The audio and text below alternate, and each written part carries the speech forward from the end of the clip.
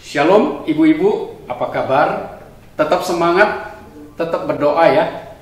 Mari kita akan bersama-sama mendengarkan sebuah lagu, Dia Hanya Sejauh Doa. Ibu-ibu juga boleh ikut bernyanyi bersama.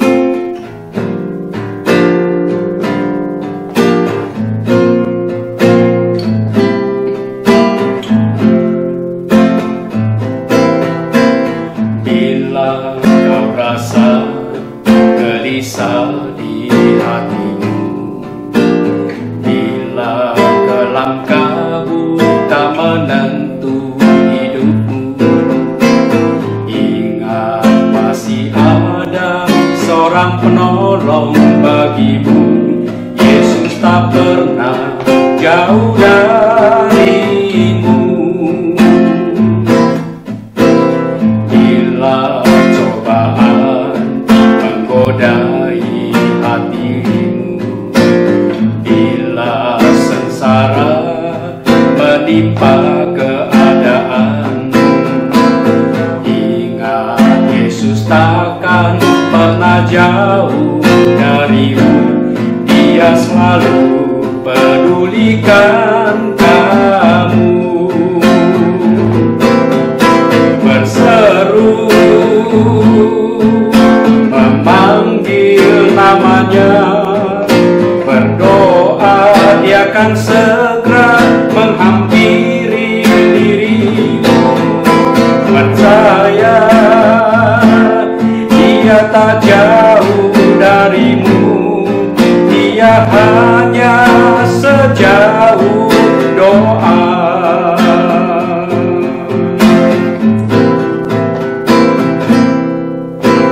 Bila cobaan menggodai hatimu, bila sengsara menimpa keadaan, ingat Yesus takkan pernah jauh darimu. Dia selalu pedulikan kamu. Berseru memanggil namanya, berdoa Dia akan segera menghampiri dirimu. Percaya Dia tak jauh darimu, Dia hanya sejauh doa. Berseru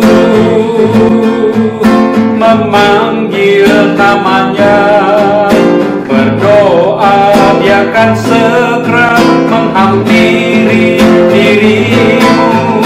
Percaya Dia tak jauh darimu, Dia hanya sejauh doa. Dia hanya sejauh doa. Dia hanya sejauh doa. Tuhan hanya sejauh doa. Semoga lagu ini bisa meneguhkan iman kita dan terus mengingatkan kita bahwa kita memiliki Tuhan yang hanya sejauh doa. Selamat sore ibu-ibu sekalian. Kita bersyukur hari ini bisa bertemu lagi. Cuman hari ini tidak ada penterjemah karena masih suasana liburan. Oleh karena itu biarlah kiranya Tuhan menolong kita, menolong ibu-ibu sekalian agar mudah mendengarkan firman Tuhan dari bahasa Indonesia. Nah, sebelumnya saya mengajak kita untuk bersama-sama kita akan berdoa kepada Tuhan. Mari kita berdoa. Bapa Surgawi, terima kasih kalau sore hari ini kami boleh bertemu secara online. Kami menyerahkan persekutuan ini ke dalam tangan-Mu. Kami menyerahkan hati kami yang senantiasa beroleh bersama-sama. Kami juga berdoa untuk firman Tuhan yang akan kami dengarkan. Biarlah terus membangun kehidupan kami. terus meneguhkan iman kami, terus memberikan kami sukacita karena janji-janji Tuhan. Terima kasih Bapa Surgawi, dengar doa kami, dalam nama Tuhan Yesus kami berdoa. Amin. Baik ibu-ibu, mari kita terlebih dahulu ya, kita akan melihat sebuah bagian firman Tuhan dari Kejadian pasal 18. Kita akan membaca dari ayat 22 sampai dengan ayat 33. Cukup panjang ibu-ibu ya, dari Kejadian pasal 18 ayat 22 sampai dengan ayat 33. Biarlah pelan-pelan saya akan membacakan bagian ini untuk ibu-ibu sekalian, dan mari kita mendengarkan firman Tuhan. Kejadian pasal 18 ayat 22. Lalu berpalinglah orang-orang itu dari situ dan berjalan ke Sodom. Tetapi Abraham masih tetap berdiri di hadapan Tuhan. Abraham datang mendekat dan berkata, "Apakah engkau akan melenyapkan orang benar bersama-sama dengan orang fasik? Bagaimana sekiranya ada 50 orang benar dalam kota itu? Apakah engkau akan melenyapkan tempat itu dan tidakkah engkau mengampuninya karena ke-50 orang benar yang ada di dalamnya? Jauhlah kiranya daripadamu untuk berbuat demikian, membunuh orang benar bersama-sama dengan orang fasik, sehingga orang benar itu seolah-olah sama dengan orang fasik. Jauhlah kiranya yang demikian daripadamu. Masakan hakim segenap bumi tidak menghukum dengan adil? Tuhan berfirman, jika kudapati 50 orang benar dalam kota Sodom, aku akan mengampuni seluruh tempat itu karena mereka. Abraham menyaut, sesungguhnya aku telah memberanikan diri berkata kepada Tuhan, walaupun aku debu dan abu. Walaupun aku debu dan abu. Ayat 28, sekiranya kurang 5 orang dari ke-50 orang benar itu, apakah engkau akan memusnahkan seluruh kota itu karena kurang dari 5 orang itu? Firman-Nya, aku tidak akan memusnahkannya jika kudapati 45 di sana. Lagi Abraham melanjutkan perkataannya kepadanya, sekiranya 40 didapati di sana. Firman-Nya, aku tidak akan berbuat demikian karena yang 40 itu. Kata Abraham sekali lagi, janganlah kiranya Tuhan murka kalau aku berkata sekali lagi, sekiranya 30 didapati di sana. Firman Tuhan, aku tidak akan berbuat demikian jika kudapati 30 di sana. Katanya, sesungguhnya aku telah memberanikan diri berkata kepada Tuhan, sekiranya 20 didapati di sana. Firman Tuhan, aku tidak akan memusnahkannya karena yang 20 itu. Kata Abraham, janganlah kiranya Tuhan murka kalau aku berkata lagi sekali ini saja, sekiranya 10 didapati di sana. Firman-Nya, aku tidak akan memusnahkannya karena yang 10 itu. Lalu pergilah Tuhan setelah ia selesai berbicara dengan Abraham. Lalu kembalilah Abraham ke tempat tinggalnya. Cukup panjang ibu-ibu sekalian. Semoga bagian firman Tuhan yang kita baca walaupun cukup panjang memberikan kita, mengingatkan kita sekali lagi terjadinya sebuah percakapan yang begitu menarik ya antara Abraham dengan Tuhan. Luar biasa sekali ibu-ibu, karena saya ingin mengatakan di sini bahwa percakapan yang seperti ini juga bisa terjadi antara kita dengan Tuhan ya.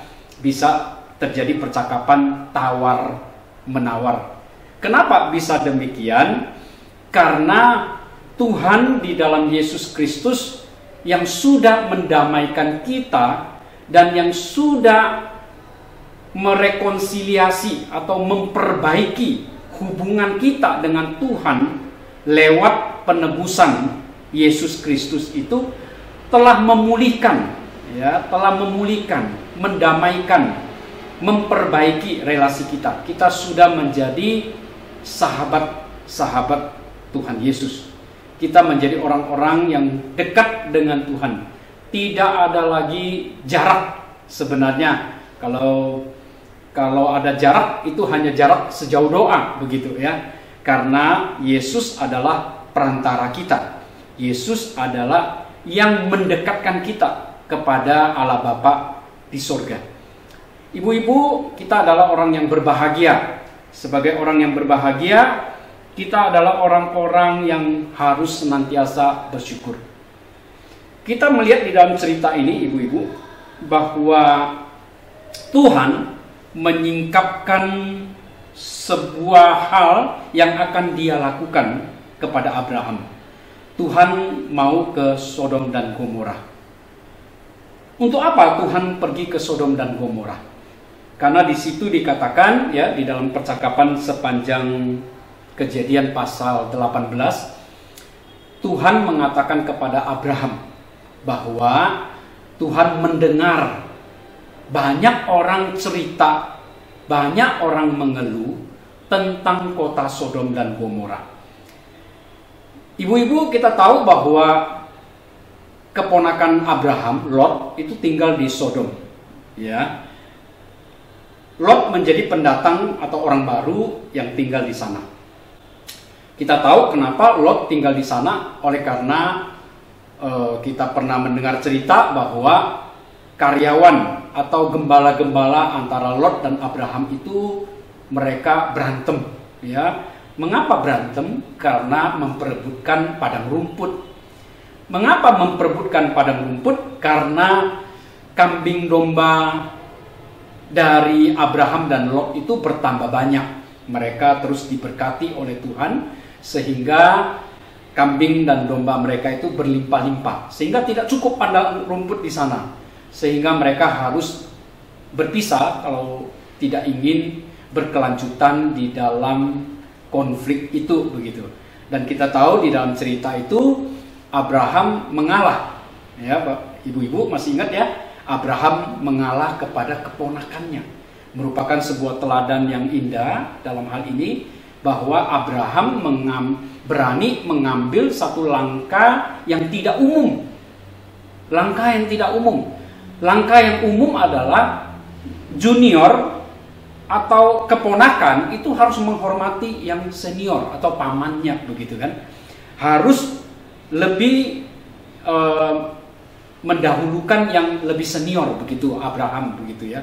Tetapi Abraham ternyata tidak mengambil langkah yang umum itu. Abraham mengambil langkah yang tidak umum, ya, sesuatu yang tidak lazim kita lakukan. Biasanya orang tua itu pasti akan meminta perhatian dari anak-anak muda untuk menghormatinya, begitu ya.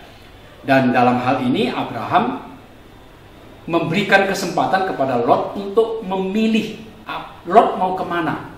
Jadi kalau Lot memilih ke timur umpamanya, maka Abraham akan memilih ke barat.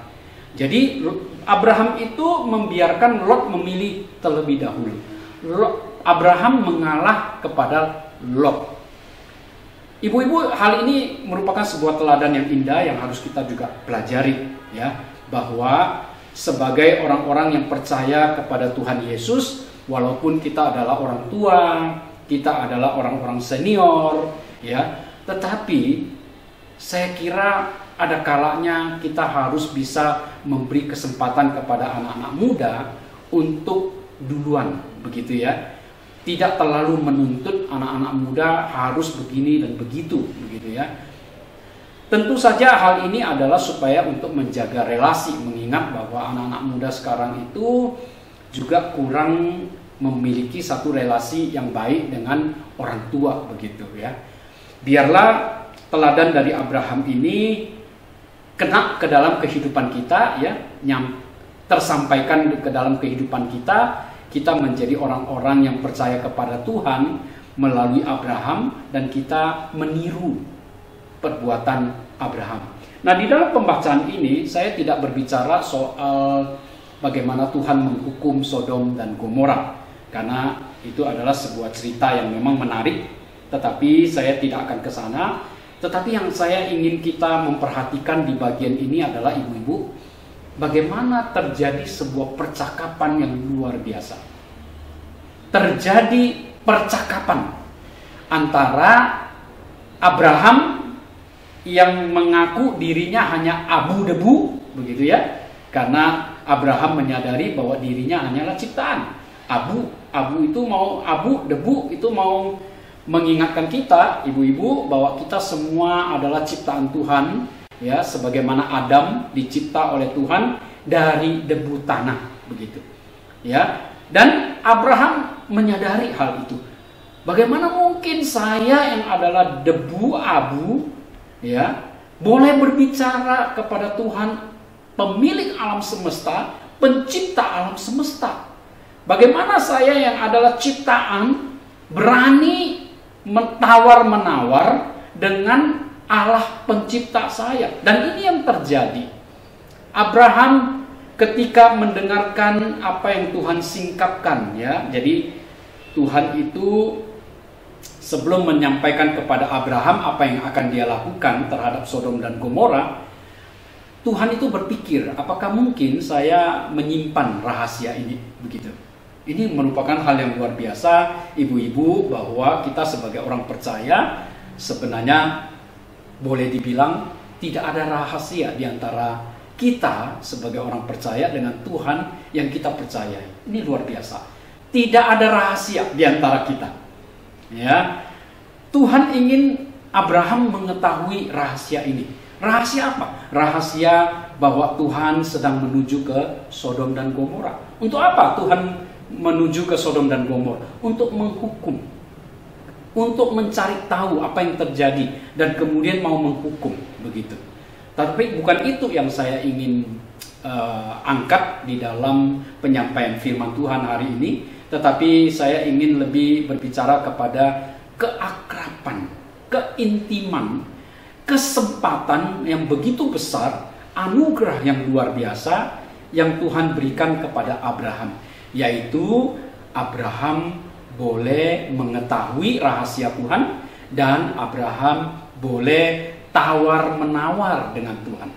Masih ingat ya ibu-ibu yang tadi kita baca, mulai dari Abraham membuka tawaran 50 orang, jikalau ada 50 orang benar di sana, maka Tuhan hakim dunia ini akan menghukum, ya, kota Sodom dan Gomora itu. Kalau ada 50 orang, masa yang 50 orang yang benar itu dihukum bersama-sama dengan orang jahat yang ada di kota Sodom dan Gomora? Masakan begitu, kira-kira begitu ya bahasa daripada Abraham.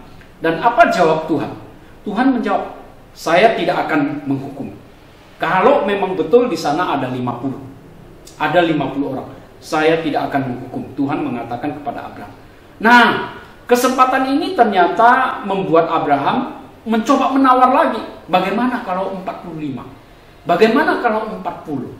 Seterusnya, bagaimana kalau hanya terdapat 30? Bagaimana kalau hanya terdapat 20? Bagaimana kalau hanya terdapat 10? Abraham stop di 10. Dan kelihatannya tidak ada lagi pembicaraan setelah di angka 10 itu. Dan setelah itu Abraham dan Tuhan berpisah. Abraham kembali ke rumahnya dan Tuhan menuju ke Sodom dan Gomora. Dan kita tahu dari percakapan ini, Bapak Ibu, Ibu-ibu, maaf, saya ingin kita mengambil kesempatan yang luar biasa anugerah Tuhan ini. Bahwa mari kita juga mengambil sebuah momentum yang indah ketika kita diberi kesempatan boleh berdoa, ya. Bercakap-cakap itu adalah berdoa. Kalau kita merasa berdoa itu terlalu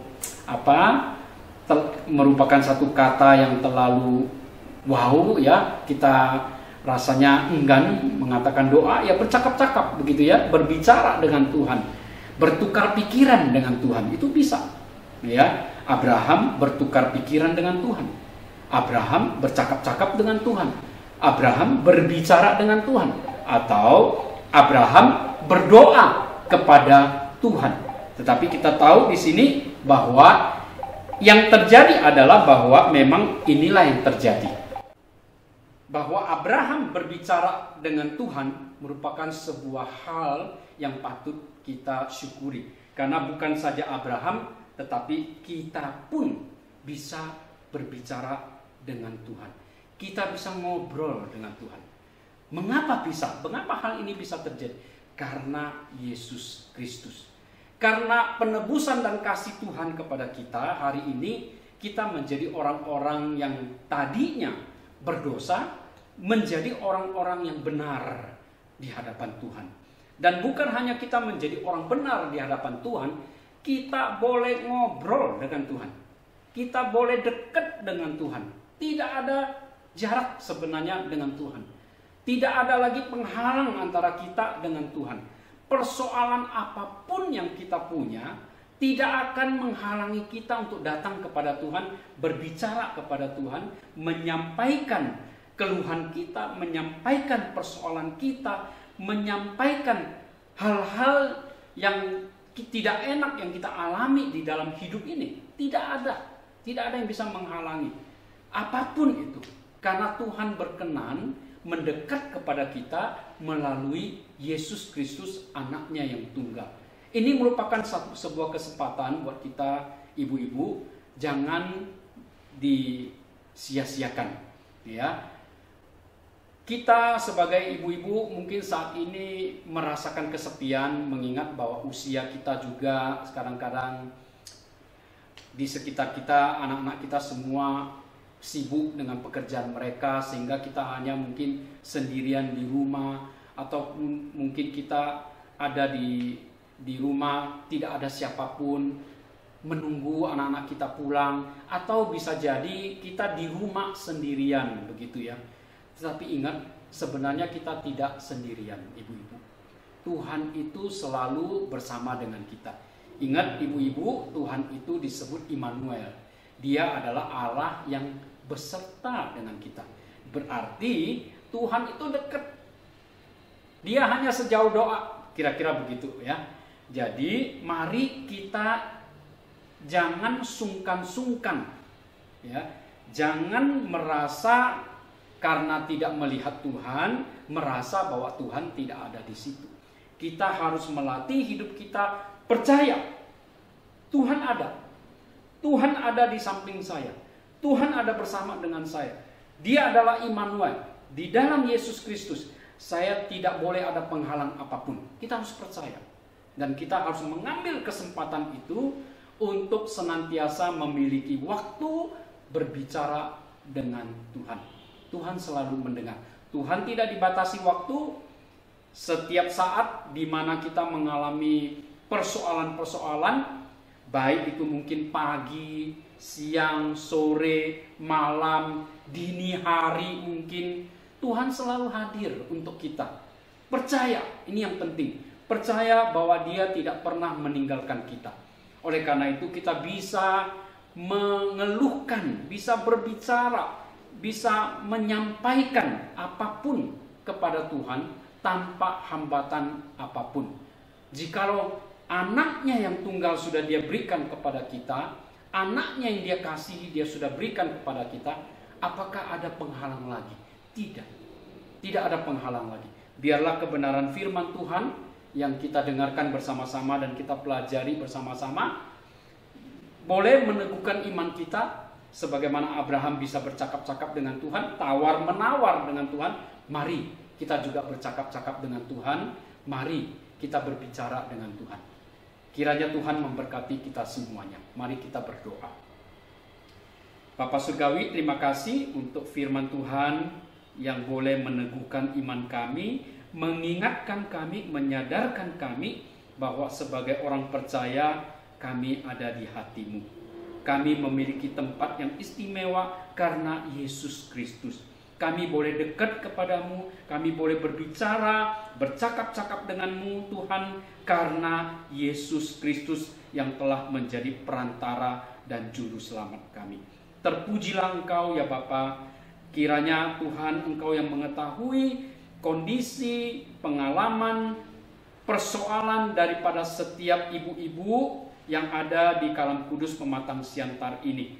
Biarlah mereka diteguhkan hatinya untuk selalu mendekat kepadamu Tuhan, dan mengambil kesempatan anugerah yang begitu besar untuk selalu bercakap-cakap dengan Tuhan. Terpujilah Engkau ya Bapa, berkati semua ibu-ibu dan tolong mereka dimanapun mereka berada, baik yang ada di Pematang Siantar maupun yang ada di Jakarta, maupun mungkin yang ada di kota Medan dan sebagainya. Tuhan berkati mereka. Terpujilah Engkau ya Bapa. Kami berdoa bersyukur dalam nama Tuhan Yesus. Amin. Shalom buat kita. Sampai jumpa Rabu depan.